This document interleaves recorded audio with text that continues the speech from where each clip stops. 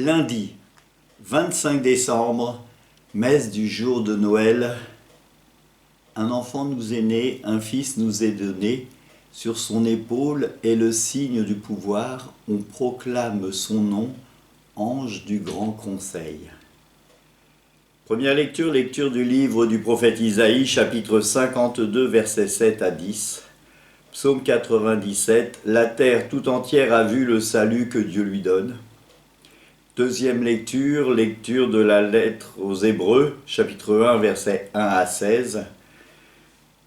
Alléluia, aujourd'hui la lumière a brillé sur la terre, peuple de l'univers, entrez dans la clarté de Dieu, venez tous adorer le Seigneur. Évangile de Jésus-Christ selon saint Jean, chapitre 1, versets 1 à 18. Au commencement était le Verbe, et le Verbe était auprès de Dieu. Et le Verbe était Dieu. Il était au commencement auprès de Dieu. C'est par lui que tout est venu à l'existence, et rien de ce qui s'est fait ne s'est fait sans lui. En lui était la vie, et la vie était la lumière des hommes. La lumière a brillé dans les ténèbres, et les ténèbres ne l'ont pas arrêtée. Il y eut un homme envoyé par Dieu, son nom était Jean. Il est venu comme témoin pour rendre témoignage à la lumière, afin que tous croient en lui, que tous croient par lui. Cet homme n'était pas la lumière, mais il était là pour rendre témoignage à la lumière. Le Verbe était la vraie lumière, qui éclaire le monde. En venant dans le monde, il était dans le monde, et le monde était venu par lui à l'existence. Mais le monde ne l'a pas reconnu. Il est venu chez lui, et les siens ne l'ont pas reçu. Mais à tous ceux qui l'ont reçu, il a donné le pouvoir de devenir enfants de Dieu. Eux qui croient en son nom. Ils ne sont pas nés du sang, ni de la volonté charnelle, ni d'une volonté d'homme, ils sont nés de Dieu. Et le Verbe s'est fait chair et il a habité parmi nous. Et nous avons vu sa gloire, la gloire qu'il tient de son Père, comme Fils unique, plein de grâce et de vérité. Jean le Baptiste lui rend ce témoignage en proclamant « C'est de lui que j'ai dit, celui qui vient derrière moi est passé devant moi, car avant moi il était. » Tous nous avons eu part à sa plénitude et nous avons reçu grâce après grâce. Car la loi fut donnée par Moïse, la grâce et la vérité sont venues par Jésus le Christ. Dieu, personne ne l'a vu, le Fils unique, lui qui est Dieu, lui qui est dans le sein du Père, c'est lui qui l'a fait connaître. Acclamons la parole de Dieu, louange à toi, Seigneur Jésus.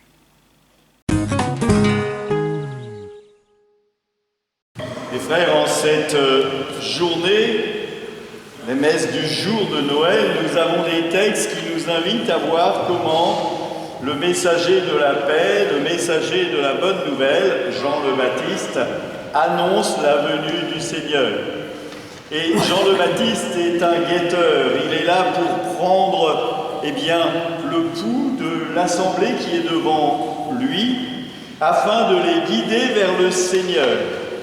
Et il nous invite à éclater de joie.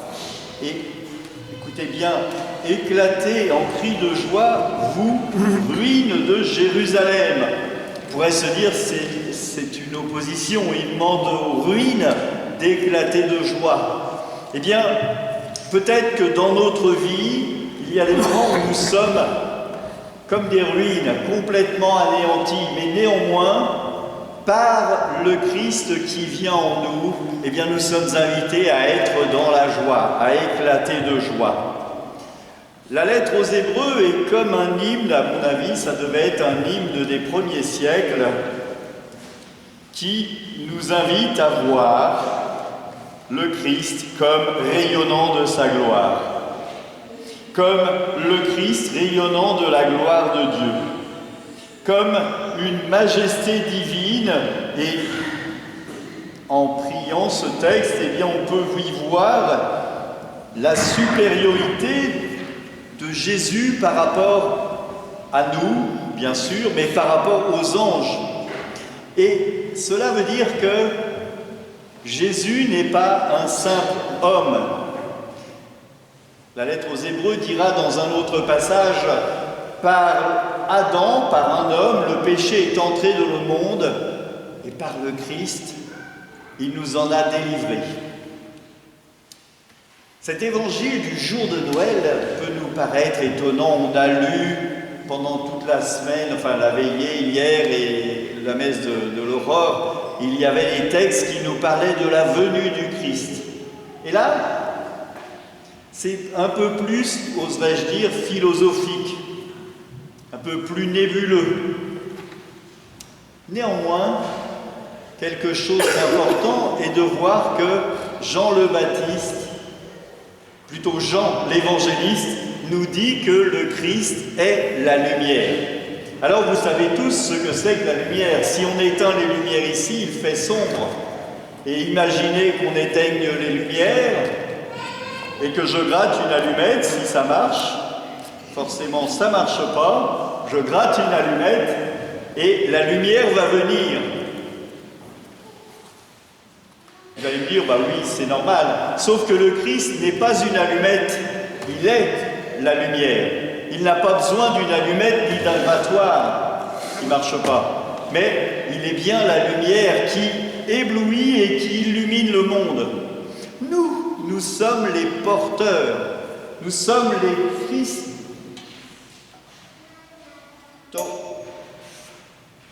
Nous sommes ceux qui portons la lumière. Est-ce que je porte la lumière? Est-ce que je fais du Christ ma lumière dans ma vie?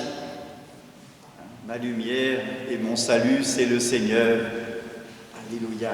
Alors, le prologue de Jean, c'est un texte plus qu'important parce qu'il nous permet de comprendre que Jésus est présent avant la création, de tout temps. Et il ne peut en être autrement puisque Jésus, la deuxième personne de la Trinité, il est Dieu. Nous croyons en un Dieu trinitaire, Père, Fils et Saint-Esprit, qui sont trinitaires depuis avant la création. Sans cette Trinité, pas de création. Pourquoi est-ce que nous croyons en la Trinité? Parce que nous lisons les évangiles, nous lisons la Bible, et nous y voyons dans la Bible, eh bien, au commencement, l'Esprit qui planait sur les flots, et puis il y a le Dieu créateur, et puis il y a la parole divine, la parole de Dieu. Une parole performatrice. Dieu dit et cela est. Cela se crée rien qu'à la parole. Et cette parole, c'est la deuxième personne de la Trinité qui se fait homme pour, eh bien, comme je l'ai dit en lien avec la lettre aux Hébreux, pour nous libérer du péché et de la mort. Parce que par Adam, nous sommes entrés dans le péché, ce qu'on appelle le péché originel, et par le Christ, nous sommes libérés du péché et de la mort. Alors bien sûr, notre vie terrestre prendra fin à un moment donné pour que nous puissions entrer dans cette béatitude, dans un corps glorieux, comme le jour de la transfiguration du Christ. Au commencement était le Verbe, et le Verbe était auprès de Dieu, et le Verbe est Dieu. Et il était au commencement avant que tout cela ne soit. C'est ce que nous dit ce prologue de Jean. Et surtout, au verset 14, et le Verbe est venu habiter chez nous. C'est ce que nous célébrons aujourd'hui, l'incarnation de la deuxième personne de la Trinité, Dieu qui se fait homme. Non pas un Dieu inaccessible, mais la grâce pour nous chrétiens, c'est d'avoir un Dieu qui est tout proche. Un Dieu vers qui on peut se tourner, lui parler. Un Dieu que l'on peut recevoir à la communion.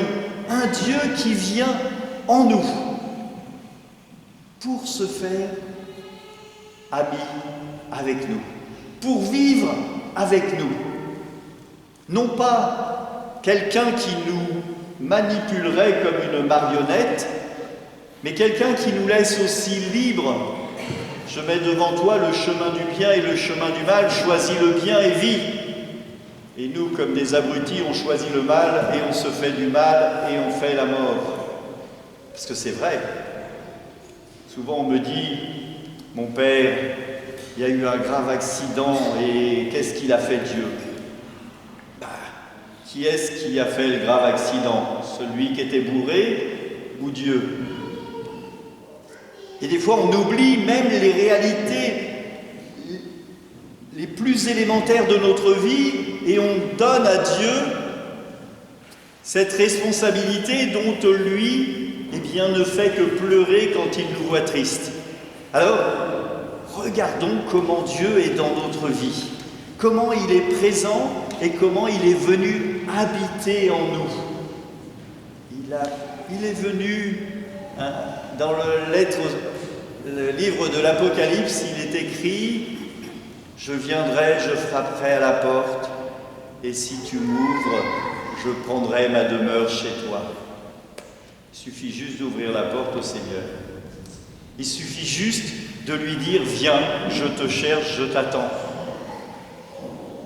Saint Augustin disait « Je t'ai cherché partout dans le monde, j'ai ouvert des livres, j'ai étudié, mais je ne t'ai pas trouvé.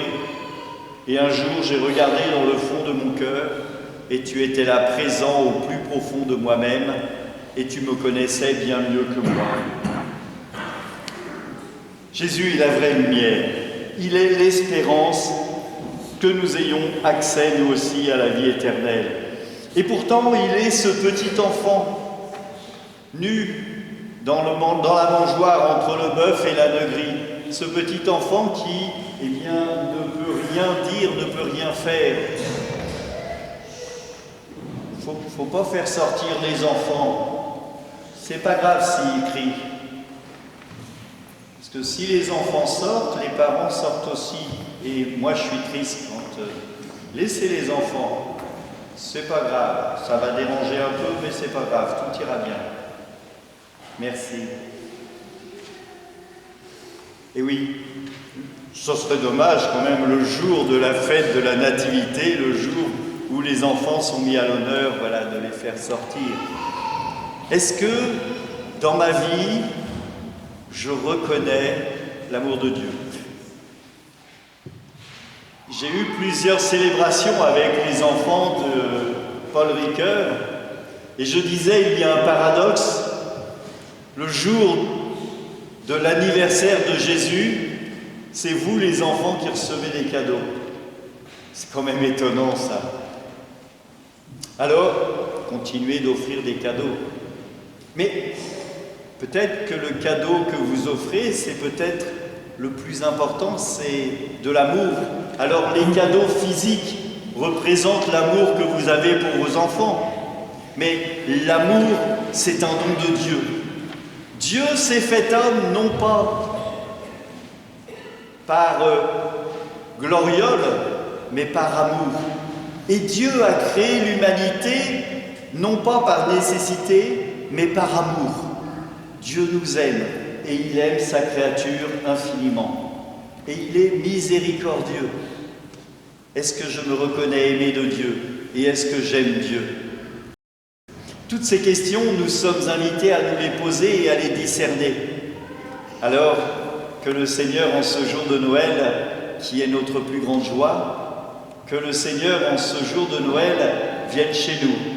Qu'il vienne, eh bien, dans la crèche que vous avez sûrement faite chez vous, et si vous ne l'avez pas faite, eh bien, je vous invite l'année prochaine à la faire.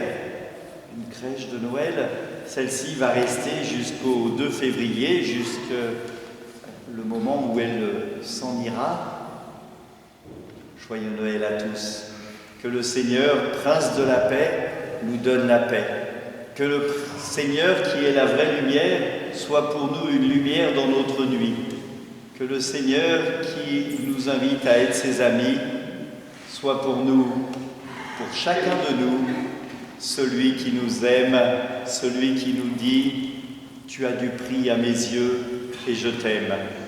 Joyeux Noël à tous. Amen.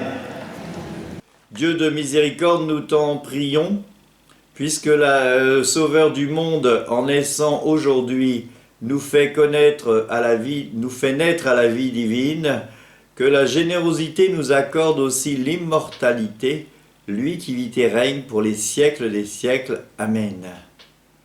tous les lointains de la terre ont vu le salut de notre Dieu. Bonne journée, bonne fête de Noël.